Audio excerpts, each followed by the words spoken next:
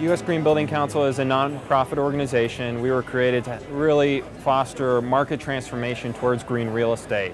And so we work with any profession, any company involved in building. Primarily, we've worked on the design side historically, worked with architects, design engineers, interior designers, contractors, and increasingly we're working more with property managers, facility managers, and owners to look at how they can make their buildings more efficient from an energy perspective, a water perspective, do better waste management during construction and operations, and overall reduce the environmental footprint of their real estate.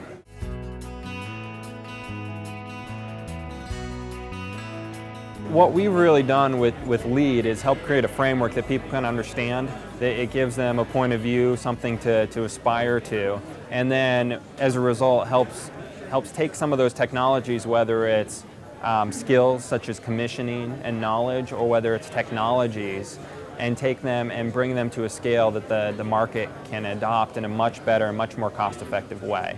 And so our goal really here is to push the market at a pace that still makes financial sense, has the returns that businesses need, but is pushing the envelope on performance and helping scale that, create the economies of scale for others to do that.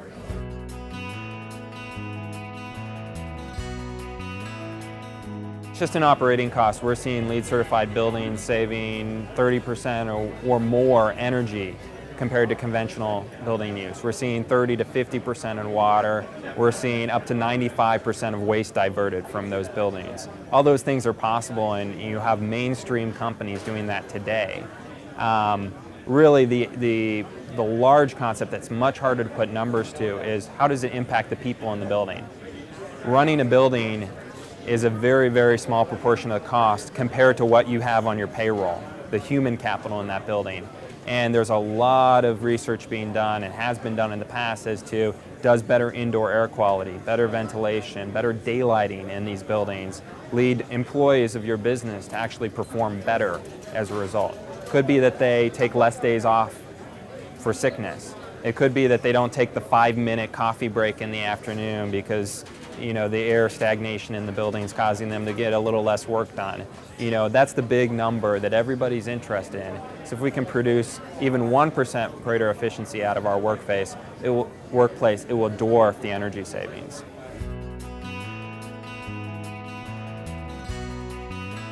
LEED certification and our efforts have for a long time been focused around new construction.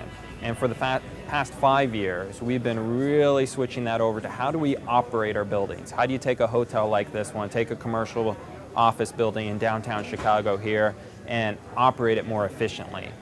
And from all those perspectives, from indoor environmental quality to energy efficiency. And that's a big focus now for us, it has been, but for the market will be too. Rather than building a new project that has a very attractive return, real estate companies are looking internal, looking to tighten their belts and reduce operating costs.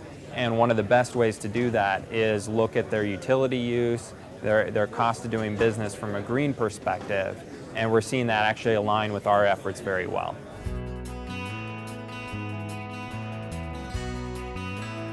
We have no indication that the market momentum around green building will do anything but grow over the coming years. We've seen tremendous growth over the last 5 years, and we'll see a variety of different strategies trying to move the market in this direction. One approach is the voluntary certification approach that we've taken with LEED.